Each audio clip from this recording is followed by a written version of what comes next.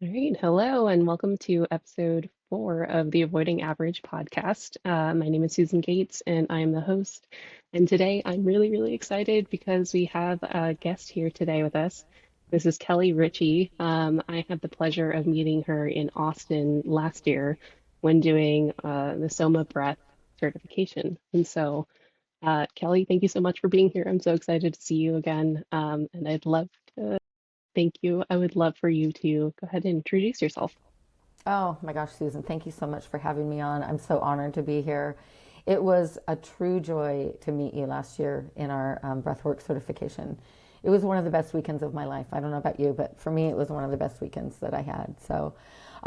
Because I had started on the breathwork journey, as I explained in that class, but I'll talk about it a little bit now. Is I started on the breathwork journey a few years ago. Kind of sat on it a little bit, did it slowly, because in 2017, my daughter sustained an injury that made her completely disabled.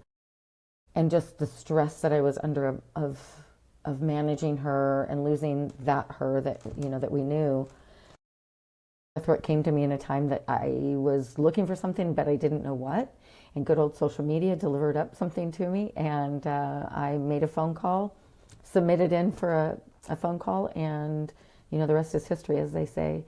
It has helped me so much in my journey to my own healing. And then with my daughter passing last year, it's just something that now I know that I want to bring to other people, because it's just not an easy path. But I live in California, and I have two other children. Kayla's 37 and Camden is 18 and Kira was 33. Amazing. Yeah. Well, I know it was amazing hearing your story and what kind of brought you to breath work, but I know you do more than just breath work as well. So do you mind sharing that as well? I do. I opened a studio in my hometown, and I studied Ayurveda at the end of last year. And Ayurveda, for anybody who doesn't know, it's a 5,000-year-old medical system out of India. It's still practiced in India. It's their major system, but it's very westernized now as well, and it's growing popularity, because it really does help prevent illnesses, but it works with the mind, body, and spirit. So the studio that I opened is I do breath work and I do Ayurvedic body work practices and services and energies. Uh, just working with aligning the whole energy centers of the body and helping people feel rejuvenated and rejuvenate their vitality. How's that? Does that work? Yeah. Yeah. Okay. That sounds great. Yeah, That sounds amazing too, though, because I feel like that works really well with the breathwork practice too. it does. I mean, I Yeah. think they both stem from like the ancient Indian philosophies and teachings and things like that too. So how have you Yeah. found that like working together for you? Well, interesting. I didn't realize that when I started with breathwork and then I started with Ayurveda, and then the further I got into the breathwork and the further I got into the Ayurveda, they really do talk about the same thing, along with yoga. Yoga is like a third leg of all of this, because your breath, your pranayama, your prana is your energy, your life force. Your pranayama is your breath, and of your life force, then yoga works with the body and the strength, and then our breath work puts that, kind of ties it all together. And it's really, really interesting. And I've just been so blessed to be able to find both of these paths that I'm on right now, or all three of these paths that I'm on right now, actually. You throwing Because in I yoga into also, the mix too? no, public speaking. So, Okay, awesome. yeah, I'm developing my keynote right now. And just because I think that that's such a great platform to share the word, like we're doing now, right? You're doing public speaking. It's a great platform to share the word and have a lot of people have accessibility to what we do as well, Yeah, yeah. because Oh, that's amazing. allows us to share it with the whole world. Hmm. I agree. Yeah. Well, Okay. that's exciting. I'm really excited for you for that. Thank you. Thank Um, you. Me too. yeah, yeah, Um, and for anyone who's like just kind of seeing this now, and I remember during our Austin certification, we each had a chance to go up in front of everybody and do our breathwork introduction and actually lead a session and everything. And I just remember like when you got up there, you just had this confidence to you. Like it was just, it felt very natural for you to be in front of people and talking and stuff. And so I'm Thank excited to you. see where that takes you. Yes, thank you. I think you did an amazing job too. Yeah, It thank was you. hard for some of us because we hadn't done that yet. And then standing up and guiding it. But when it's your calling and you don't, it just comes from the heart. So Yeah, absolutely. yeah. Awesome. Like the instructor said, you have such a calming, peaceful, comforting voice. Thank you. Presentation, we'll say. Your whole presentation is. Oh, thank you. I appreciate that. You're welcome. Um, so I know we kind of jumped ahead to where you are now, but uh, I feel like most people don't usually just start out there unless that's something that they were exposed to growing up. Was Ayurveda or breathwork, anything like that, something that you were familiar with in your earlier life? Not at all, actually. My mom was more on the spiritual, metaphysical side of things growing up, so I wasn't unfamiliar to me, but she didn't study Ayurveda. I had never really heard of it. I hadn't heard of breathwork until it came to me. We all breathe, but breathwork as a modality, right, as a healing modality and a transformational modality, I didn't know anything about it. I'd done yoga in the past and they tell you how to breathe in, breathe out, but it wasn't quite the same, right? Traditional yoga is a little bit different than what we practice kind of daily. Um, so it wasn't unfamiliar for me to be in that realm, but I hadn't heard of Ayurveda until actually last summer. My best friend Corey said, "Hey, she'd been studying and following Ayurveda for years and trying to put it into practice in her life, but never as a service to others. She just wanted Okay. to know for herself. And Yeah. there's a local school that's world renowned, which we're very fortunate to have, that she told me about. And so then I just started taking all my courses there. And I have to tell you, doing the breath work, being in that certification course with you, doing all my Ayurvedic studies has been just amazingly healing to me on my own. So I know that it will be and is healing to other people. Yeah. Yeah. I think that's one of the amazing things about like doing these certifications is that as you're kind of going through the certification process, you're also practicing it too and like reaping kind of the benefits that you would normally see Absolutely. as a recipient of it. Um, Absolutely. And it makes us the best coaches and facilitators yeah. Yeah. Because because you get that range of experience. Yeah. Mm-hmm. Yeah. Absolutely. Because we know Awesome. what it has done for us, right? So, Hmm. Yeah. That's it's amazing that like you had a friend that was able to introduce that to you. Um, but if we were to take it a step further or a step further back, uh, growing up for you, I know you said that your mother was into some of the metaphysical spaces as well. But what did, I guess, average or normal look like for you? Like, what was the expectation as far as success and, living a good life look like? this is really interesting. And I had this conversation the other day with somebody because I was raised in the 70s.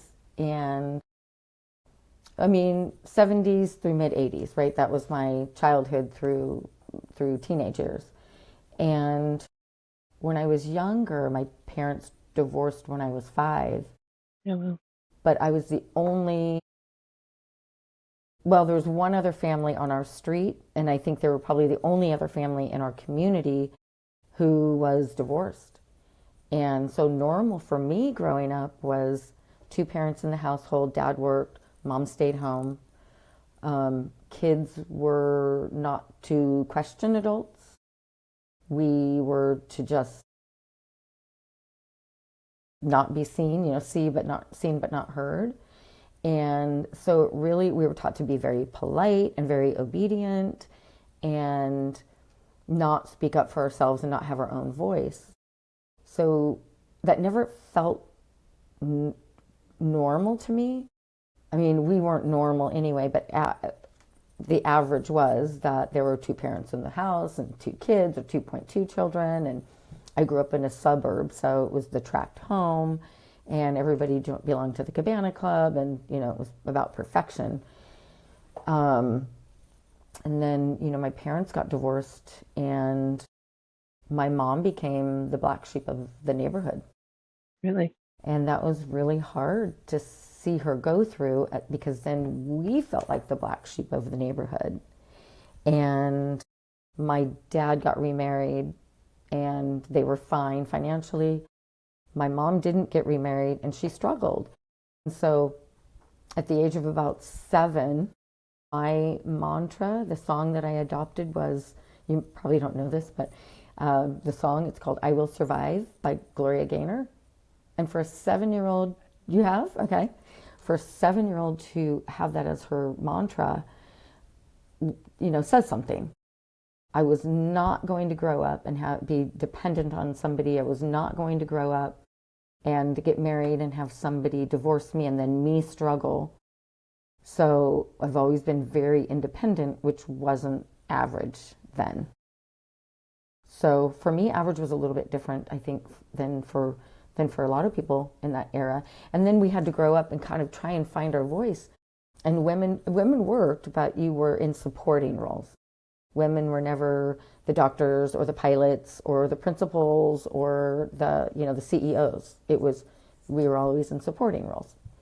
But that never felt normal to me either. So I've always had the feeling inside of not being average, but not really knowing what average meant to me until I got older and could figure out and saw more of life and more of people and all of that, and figure out, oh, there are opportunities. I can speak my voice. I can stand up for myself. But it took me, embarrassingly, probably there's still traces of it now. There's still traces of I can't question authority kind of thing. Yeah. And that's Yeah. hard because it's not what this generation does. They question everything.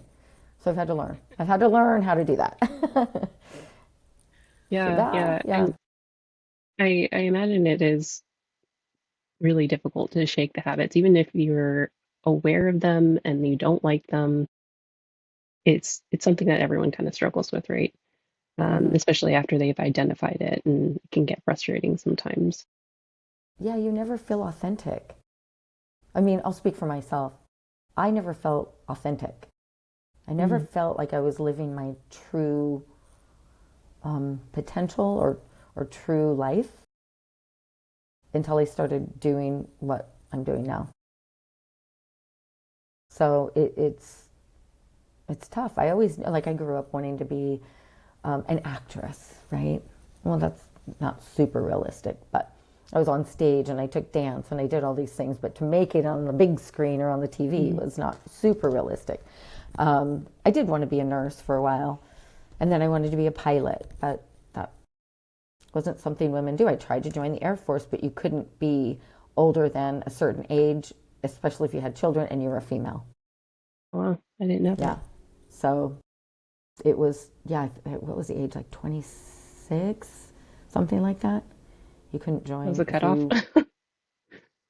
it Wow. was, that's what I remember. I could be wrong, and anybody listening, if I'm wrong, I would love to know. But I think I remember that. And if I was a single mom, I would have had to give over custody to somebody else. And I Wow. wasn't willing to do that, even if I could have joined. So a lot of things have changed in my lifetime. And every generation says that, right? I remember my grandma saying it, my mom saying it. In my day. I mean, I feel like over the last, I mean, I'm 35, and over the last 35 years, things have shifted so rapidly, it feels. And so, yeah, I mean, that's totally fair for you to say that, because things have changed a lot from Things when have you grew changed. up. And it's great to see. I love having everybody have equal opportunity and equal voice and equal confidence because that's the other thing that you don't, you're supposed to just stay and be prim and proper and never make a mistake. And so it's hard to then go as an adult into the working field and know how to make a mistake and it be okay. I wasn't going to, put on timeout or put on restriction because of it. So yeah, it's tough. It's Yeah, tough, but what a beautiful place we're in now. it is. It is. I kind of love though that, you had started off in this environment where essentially it almost felt like you were cast out in a sense, but that you still had this unshakable faith and strength within yourself to be able to survive and to do what it is that you needed to do. And I think you've definitely shown a lot of resilience in your life and everything that you've experienced.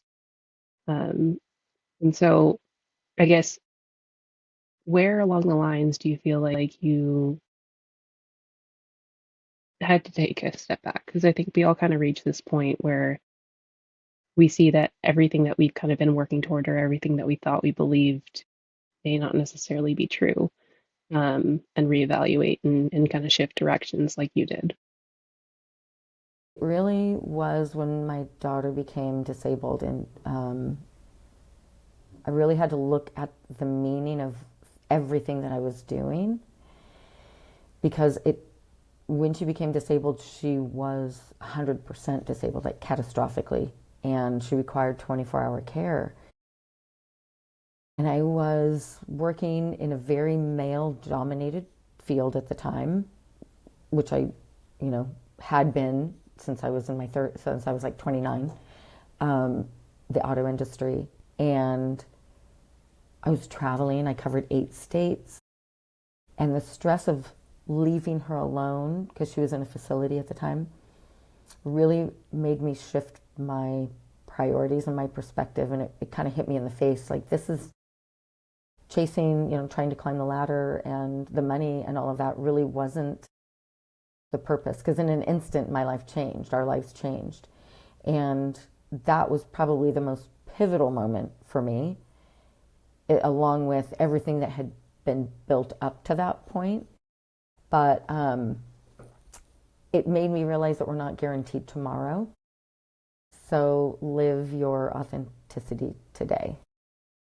That was probably the most pivotal. And just, we function in such a stressful environment a lot of times, and it's so unhealthy for us that was the other side, the side of the coin for me was we're so unhealthy and we just go, go, go, go, go with blinders on, and we don't know what we're doing to ourselves until it's too late.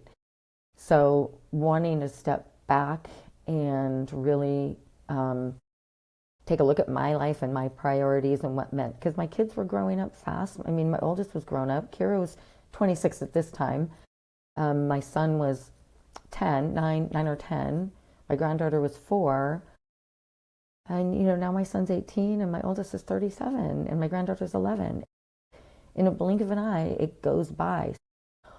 And I started listening to podcasts, and a lot of them were talking about, the 5 regrets of the dying. And I can't name them all right now, but a lot of them were, you familiar with it?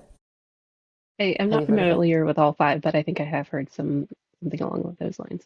The gist of it was, right, like not saying what you want to say, basically working too hard, not being true to yourself, not being there for the people that you love. I don't know. I don't know all 5, but something like that. And it really made me start thinking, like, I don't want to get to the end and regret not doing what I feel in my heart is right to do, and not and having worked so hard and missed out on so much of my kids' life, my friends' lives, my family life, because you you can try and balance it, but I wasn't balancing it. And so I knew for me I needed the balance. And so I set off on a different path. Yeah, yeah. I mean, it, I think going through what you did was,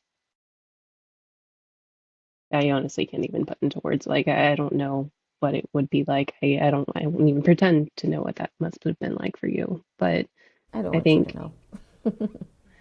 Yeah. I guess it's just, you touched on an interesting point in that we are often so go, go, go. We don't even know what we're doing to ourselves, right? Hmm. You're not barely paying attention to yourself, your body, your surroundings, what you actually value. And I think that's kind of what happens to a lot of people in various forms, right? They're either completely burnt out or they have something tragic that happens in their lives that make them reevaluate what actually matters. And it's a really tough pill to swallow when you kind of go through those moments in life. Hmm. Um, so you had prioritized work, you had been working on climbing the corporate ladder. What was the shift, I guess? What what did you value before versus what did you value afterward? Well, I mean, I always valued my kids and my family and my friends, but being a single provider in a household, you have to do what you have to do. And people always say, you've heard the saying, don't chase the money, right? Do what you love to do and the money will come. But I never knew how to do that. So the shift for me, the final shift for me was when she passed away. And I tried to go back to work. And it was just so toxic and so unfulfilling that I realized, I don't know how much time I have left. And if I'm going through this, I know there are other people going through it or things, grief, loss, stress, burnout, direction. We don't know what our calling is. We don't know what our purpose is. We don't have meaning in life. Our values are here, but we have to chase this. And then just everybody getting older, I realized I had missed out on things. And I sometimes didn't even know what I missed out on because it was flying by so quickly. So I made the decision not to go back to the corporate world and just pursue this path 100%. And I'll tell you what, I am the calmest, most grounded, most fulfilled I've ever been, besides my children. Okay. But, Mhm. Yeah, personally, outside of them, because I think everybody has to have their own identity outside of the externals, right? We have to know what we're doing for our own soul and our own heart, because then everything else falls into place. Your vibration changes, your frequency changes, and what you attract changes. The people around you change. The people around you can feel a shift in you, they can see a shift in you. So sometimes that changes their reaction to you. It's just hmm, amazing what the whole, the, what do they call it? Snowball, what the yeah. snowball effect is of this. And just living authentically. And, I'm chasing the dream and not the money now. Yeah, that's amazing. Was that scary at all for you making that jump into? Absolutely. Yeah. Absolutely. But here's my thought. When I went into the car business, I was 30, I had two kids, single mom, no help from their dad, and I went into a commission only job. But I've always said leap and the net will appear. Mm, Sometimes it has and sometimes it hasn't, but most of the time the net is there. And what I thought was the right decision wasn't the right decision. So then I had to make a different decision, and then the net caught me. Life is just a sequence of decisions and choices, and some of them are the right one and some of them are the wrong one. But I think they're all right because they all lead you eventually, hopefully, to the path of where you want to be. So everything that I went through led me to where I am now. Because if I hadn't gone through some of that, I don't think that I would understand the value of this now. So I see those tragedies and choices as gifts. that's amazing. I know that's not always an easy point to get to. Like, it's Mm-mm. It's really easy to look back at all the things that you went through in life and look at it from like a negative lens or, oh, why did I have to go through that? But I think ultimately, if you can get to the point where you see the silver lining in the cloud, Yeah. or um, that really helps reframe things and put things in a more positive perspective so that you can utilize what you went through to push you forward even more. I see the light at the end of the tunnel, right? And, you know, they're not, reframing your mind is one of the biggest things. And it doesn't mean that you're going to be perfect and there's never going to be another struggle or challenge, or you're never going to have a little bit of a setback. I have done a lot of healing and a lot of work, and I still have a lot of moments, but I've learned to reframe my thinking and my outlook, and my expectations. And there's a lot of mistakes that I have made, a lot of mistakes that I have made, but we can't go back and change them. All we can do is learn from them. And so I beat myself up a long time for a lot of the things, but that's not a place that allows you to move forward either. And I understood that. Doesn't mean that those things don't creep in. It just means that I can then get myself out of it and help myself move past it and through it. But it's not easy, you're right. It's not easy. But anybody can do it. I think we're all built with resiliency within us. Um, just some of us have to learn to hone it a little bit more. Yeah, yeah. You, you had mentioned like being able to work through the difficult moments in life. And I know you have gone through probably one of the most difficult moments in life with the passing of your daughter, Kira. And grief is incredibly challenging. And I know a lot of people don't really know how to work with it or deal with it if they've never been through it before. So having come out of that, what what would you say to somebody, who may be going through that right now or who is still kind of dealing with grief? I had a phone call from a gal the other day. She reached out to me she saw my other, the podcast that I was a guest speaker on Hmm. earlier. And we were strictly talking about grief. And she reached out to me and she said, Kelly, I hadn't talked to her in probably 10 years, but she said, hey, can I give you a call? And I said, of course, call me. And she let me know that her brother had passed away in August last year, 2024.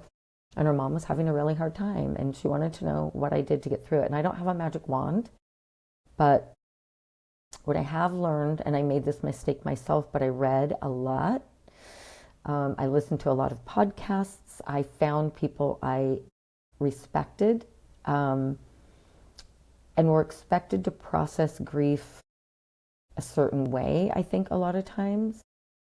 And when I let go of the expectation that I'm supposed to follow these 5 stages of grief, that model was actually built by Elizabeth Kubler for stages for people with terminally ill patients. They're terminally ill patients, Oh, and okay. a way to cope with knowing that they were going to be dying. And you don't process grief linearly. It's not always in those stages. You may not always go through those stages. So I had to let go of that expectation that I'm supposed to be feeling this way now. Like, oh, okay, now it's this stage. And wait a minute, but I didn't feel that stage long enough, or I really don't know if I went through that one. Am I doing this right? Am I really grieving? Am I doing grief right? Mhm. And I had to let go of that. And then I had to let go of my my guilt, or my expectation, or the thought that other people would be judging me if I didn't do grief right, or if Mm. I put pictures on social media of me smiling and having fun. I thought, oh, I'm going to be judged for that. But I never was, not to my face. But I found myself doing that to other people, even after I had gone through it. Well, you're not supposed to be, you just posted this yesterday about your kid. Why are you posting this today about you? Are you faking it? You're not really. I have to talk myself through that, sometimes. But I think that's a big thing for people. And then we get stuck in this like downward spiral. It's a continuous spiral of replaying what happened, Mm. having guilt because I shoulda, coulda, woulda, and that's really hard to let go of. I should have protected, I should have known, I should have stopped it, I should have said this, I shouldn't have said that, my last words were harsh, I didn't say I love you. All of the regrets that we go through when somebody passes. The one thing I had to remember was that I'm grieving so intensely because I loved her so much. And that's the price that we pay. If we want to have the connections and we want to have love, then we're going to miss them when they're gone. And whether it's grief of a person, a pet, a job, your future, what you thought it was going to be, who you thought you were going to be at a certain age in your life. Like we have our expectations, by this age I'm going to do this, and by this age I'm going to do that. And that's loss. And then you grieve that, that vision that you had. So we can't avoid it in life. We just need to try and adopt the mentality that, okay, this is part of life.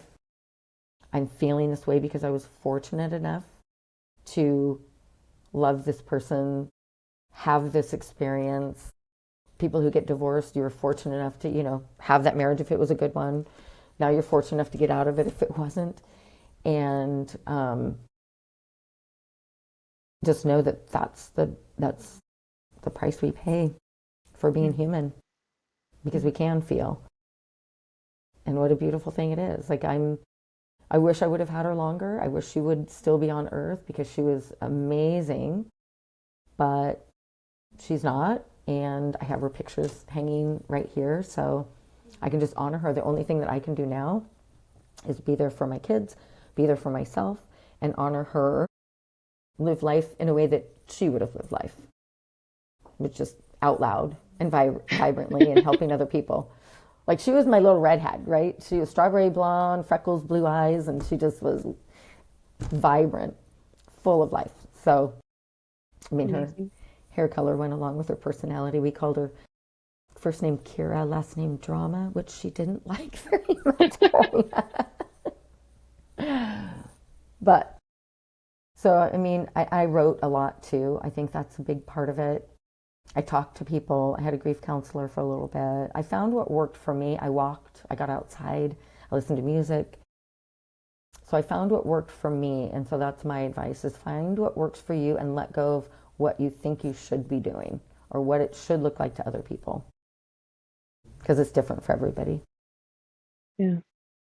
Like what I'm really hearing is like just surrendering to it in the moment as opposed to trying to put labels or trying to make it fit into a certain box of Mm-hmm. what other people describe. I mean, you just Yeah. mentioning the 5 stages of grief. I had no idea that it only was for this one set of people going through a certain type of grief. But I think you're right. I mean, I think everybody kind of experiences it differently, and it can come in many forms, but it always kind of comes back to that main point of you loved whatever it was that you're grieving, and that's just that's part of it. So you grieve, right?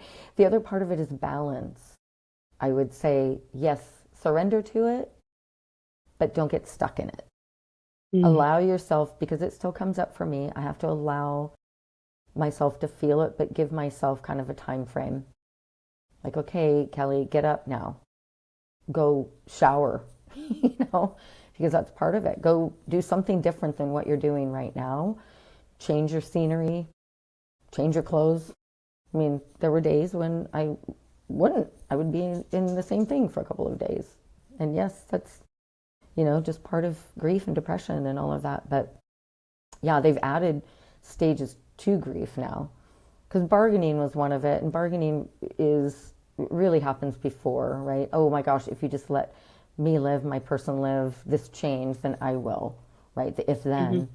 But there are, we have choices. And that's the other thing that I learned, is to choose, like, choices, community, and connections.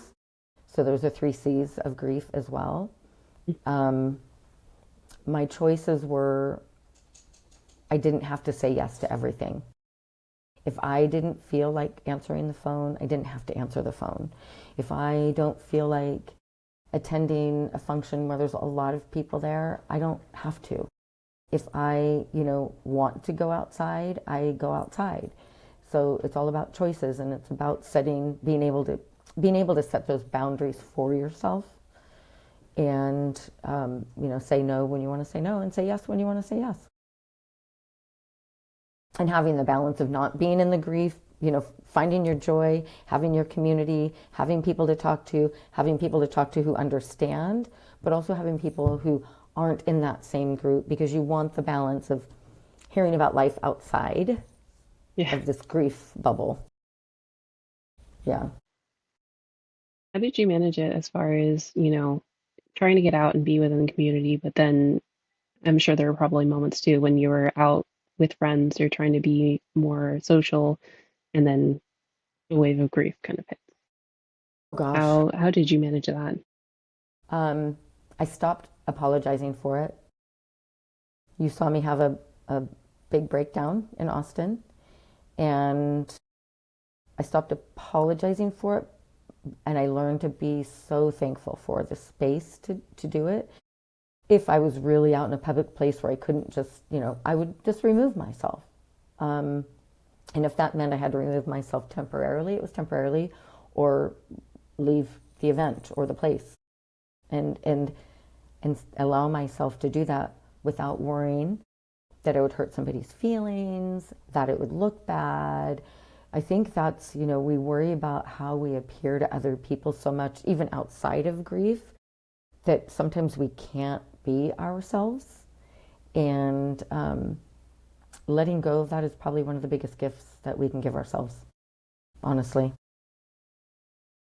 Well, So, it's amazing to give yourself permission to do that too, though, because I think there's a lot of shame that sometimes comes up with grief or showing vulnerable emotions and mm-hmm. being in that state around people when, I think there's a lot of expectation in society. Like when you're out with people, it's like you're happy, you're having a good time, and it's not okay to be sad or or be vulnerable in that way. It's And like that so I knee think there, that knee jerk reaction when somebody asks you, "How are you doing?" "I'm fine." yeah, You know, "I'm fine." Well, yeah, no, and yeah, we're not going to walk around and go, "Oh my gosh, I'm not fine." You choose your spaces, and then if it happens, well, I went back to work for a little bit after Kira passed. I took a couple weeks off, and then I went back. And some people knew, some people didn't, because I had clients in different places, and some knew and some didn't. And then the ones that knew would ask me about it, and I would just start bawling. And I go, "I'm sorry, excuse me, I need to go. I need to go to the bathroom. I need to excuse myself." And everybody was so understanding. But then I felt bad because here I am in my professional life, and I had it carry over. So it's a tough place to be. But we're talking about stepping out of average, right? And finding your true self and being authentic and true to who you are, and allowing yourself those vulnerabilities, and allowing yourself to have moments, and not having to be perfect all the time, because it is how a lot of us are raised. Do you agree? Yeah. absolutely. I know you had mentioned that like, you grew up in the 70s and that was the norm of, being perfect and being not really questioning authority or whatever. And Mm. it's funny because it's like that was essentially how I was raised too with my family. And so um, it's trying to step away from that can be incredibly challenging, but then it's also necessary. I think Yes. there's so much disconnection with um, that way of life and that way of living that people don't really even know what they feel anymore because of that. I And don't I know. think it's such a gift to just be able to reconnect with your emotions and what you're going through because that's part of life. Well, yeah, nobody wants to get to their deathbed and say, I had an okay life. you know, Nobody wants to get to the end and go, yes, but I was obedient. Mhm. Um, and yeah, we can be like, I've felt obligated a lot when I was younger to do things that I didn't necessarily want to do. But I did them, and I'm happy for some of them because it made other people happy. So I'm not saying, buck the system and do whatever the heck you want to do, because we have to have rules. We have to follow rules. I mean, if we didn't, we'd have chaos. But there are expectations, like that obedience, that I think is really, really hard, because you're living for somebody else. You're living somebody else's life, not your own at that point. And it is hard. And it finding the tools and your voice to step out of that, and the bravery to step out of it, even if it might upset some people, your parents, Yeah. it's hard. It is hard, but gosh, what a great feeling, huh? Mm-hmm. On the other I side, feel it's a like, great feeling. yeah, going through it, it's challenging, but I Yeah. think on the other side of it, I think it's a lot more freeing, and I totally agree. I mean, I think there is a balance that's needed in terms of, not saying, okay, this completely ignoring any systems, any rules, and things like that, but also Right. being able to still be independent and be able to be yourself within the greater context of the world. Yeah, having your voice and being independent, and families are amazing, right? We need that connection. We want that connection. Our families are beautiful. Most, not all. Some of them are families that we chose. Some are the ones that we're born into. But being able to be, when you said that freedom, that's exactly the word that had popped into my head, was that freedom to be authentically you. And this is a time now when we talk about genders and pronouns, and people being able to be authentically who they are, that they feel so free, because no mammal likes to be caged. And that's the Mm-hmm. feeling you can have when you're not being, when there's something different, or you're supposed to be something different, or doing something different, or a different calling, or a different way of being. There's such an internal struggle that happens, Yeah, that we're yeah, so lucky to be able to step out of that. yeah.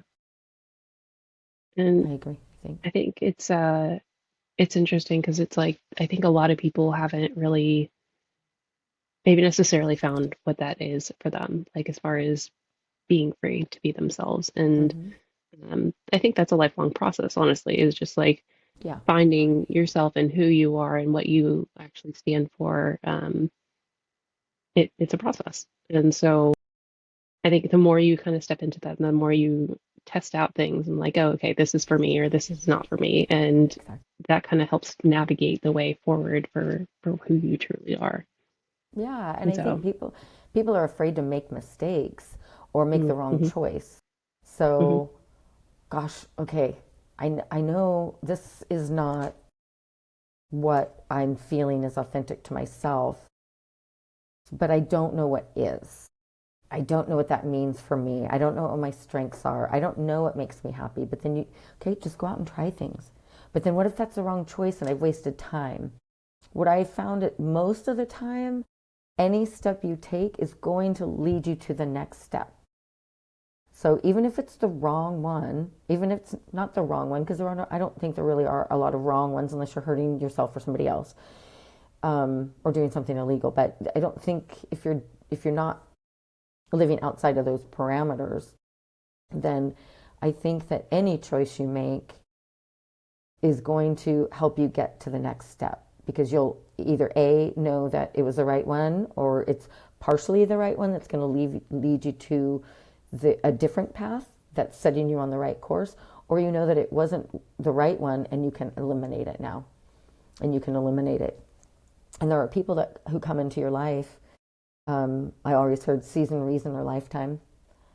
And find the people that you admire, find the people who are doing what you want to do. And this is not new. I'm not saying anything that nobody else has said before, but find the people who are doing what you think you want to do, and ask them how they're doing it, how they got there, what steps you need to take to do it. And most people are pretty open to helping out and giving advice. Yeah. And honestly, I mean, I think that's part of the goal of this podcast in general too, is just to be able to give people the opportunity to see, Yeah, what else is possible, what else outside of the scope of what you're used to seeing and really knowing is possible is out there. Like maybe somebody hasn't heard of Ayurveda or breathwork before, right? And before listening to this. And so I think giving people more access to what else they could be doing really helps along that path as well. Maybe they gosh, try it, yeah, they don't like it, but yeah, that's their journey. exactly. Like not everything I studied in Ayurveda am I practicing now, but I studied it and I learned, and I might take a thing from it and use it in something else. But I'm not using everything I learned in Ayurveda because it doesn't fit in my, what I want to be doing. And stepping out of what the expectations are. I know we had this conversation before. We talked about this in Austin. It's hard, and especially if you don't think you have support from the people in your life, or then you might be doing it alone. But the beautiful thing is that you meet people along the way who understand and support you, and there will always be somebody. And I say, you know, if you don't feel like you have somebody to talk to or you don't have a mentor, there's we have this beautiful thing called the internet now, and there's always somebody you can find who is going to be willing to talk to you if you need to talk to somebody or mentor you or be an example. Even if they don't know they're being an example, you can follow them on social media and Hmm. you can see what they're doing and you can see how they got there and what they're talking about and listen to podcasts like yours and go, oh, okay, well, I never thought about that. That sounded, let me research that. Everything's at our fingertips. So we're so fortunate. Yeah. It's really, It, go Go ahead. ahead. No, I was going to say there's really, and I know some people struggle with, I don't have internet. I don't have a laptop. There are a lot of community centers that do. I know Comcast is one of them who supplies a lot of community centers with laptops and internet and things like that. So I just, I don't know. I always have thought that where there's a will, there's a way. Yeah, And I believe me, agree. I've been almost homeless and broke and, didn't know how I was going to buy food for my kids at one point when they were younger. So you be resourceful. Be Yeah. resourceful. That's the lesson. Be Yeah. resourceful. And I think you're right too, is that there are so many resources nowadays too. Like even from when I was a kid growing up, there was not very much out there. Like you had to go to the library to get information, and now it's literally at your fingertips. And Yes. so you can The get it life so quickly too. so quickly. It's instant. You can Yeah, get it right now. You yeah, don't have to wait until tomorrow. Don't worry. You can get it right now. You don't have to wait until the bus comes so you can go to the library. You don't have to wait until the book comes in the mail that you ordered. You can get it right now. A beauty yeah. and a curse right now of our society. Oh, I know, right? Like, And let's have a little bit of patience. But yeah, so many resources out there. that's amazing. So Yeah. I guess as far as like how you kind of plan to move forward from here, like what are your next steps? Well, I'm definitely going to continue breath work. That is my number one priority. Ayurveda is something that I will offer also, but I have adopted a lot of it in my life as far as the foods and the beliefs. So that helps me be a better provider for other people. And doing my speaking, no matter how I can do it, just getting the word out there and talking and being available and telling my story. I think, even if I help one person or touch one person and they go, oh, I never thought of it that way, or there's somebody who understands, it's all worth it. I mean, the speaking's all worth it. But I have friends who have lost children, and I always looked at them just in such awe because I thought, gosh, how do you survive something like that? So they were my role models. They were who I modeled myself after. So I've got to give them a lot of credit too, because just seeing them. They didn't know that they were mentoring me. They didn't know that they were my role models, but they were. And just seeing that, gosh, okay, they went through it and they survived, and I can too. So I think that's true with a lot of life, right? And that's why I said just find somebody you admire and follow them and model them. Amazing. So as far as like how people could get in touch with you, I know you're leaning more towards the public speaking and the breath work. How could people find you if they wanted to work with you? I am all over social media, and my company name is Evolve Breathwork and Ayurveda. Tough one to spell, but if you Google it, it'll come up. And so it's the same on Instagram, on Instagram and Facebook, and then on LinkedIn, it's under my name Kelly Ritchie, and on YouTube, I believe it's under my name Kelly Ritchie also. And my website is Evolve Breathwork and Ayurveda. So all breathwork classes are on there. If you're local to where I am, I'm happy to do Ayurvedic energy work and body work with you. Breathwork we can do online, we can do in person. I'll be linking any public speaking I'm doing or summits I'm a part of, and I'm always available if somebody just needs to chat and want somebody who Amazing. understands them or want somebody to vent to, because sometimes it's easier outside of your immediate circle, kind of to a stranger. So I'm always available for that too, Awesome. and I'm Awesome. happy And to I'll do be it. sure to, awesome. Thank you, Kelly. I'll be sure to link all of your website and your social media links in the podcast notes too. And can you remind everybody where in California you are in case they do want to work with you in person? I'm in the Sacramento market, so Northern California, Roseville to be specific. But yeah, I mean, we're Sacramento market's pretty big, but yeah, anywhere around that area, I'm available. Awesome. So Awesome. yeah, thank you, Susan, so much. Thank you so much. Thank you so I'm much so for proud being of you. here. Thank you. I'm Oh, proud I of you am. I'm too. so proud I'm of so you. excited to see, like, honestly, I love our little awesome group, and I'm so excited to see what I everybody know. does. Me too. It It really was a life-changing weekend. So, was. It so was anybody out there thinking about doing anything, just do it. It could be life-changing for you. 100%. If you get that Yeah. urge that tells you to go do it, just do it. It's gonna be great. Something's telling you to go do it. So go try it and do it scared. And it doesn't have to be perfect. That was my stumbling block. Like, I've got to Hmm. know everything before I do it. And it's got to be perfect, because when I put it Hmm. out there, you only get a first chance, one chance to make a first impression, or something like however the saying Yeah. goes. So I've always thought, oh God, I can't do it wrong the first time. Well, yeah, you can. Don't worry about it. Yeah. You can. Oh, It's okay. 100%. Yeah. If I can make an admission here too, I had never done Soma breath before going to the Austin retreat, so it was completely new to me. Oh my But gosh. Yes. And you did you can do whatever. amazing. No, you were Thank you. really so natural at it. So look at you, Thank took you. that leap of faith and you took that step. Look where you are now. Yeah, always worth it in my opinion. Yeah, me too. Awesome. Thank you Well, so thank you so much. much, Kelly, for coming on with me today, and I Thank wish you you. all the best. Oh, And if anybody else wants to continue to listen to any of the other guests that I bring on, I've got a lot of exciting guests coming in the future. Please like, subscribe to the podcast, and see you next time. I definitely will. Thank you. Thank Bye. you. Bye.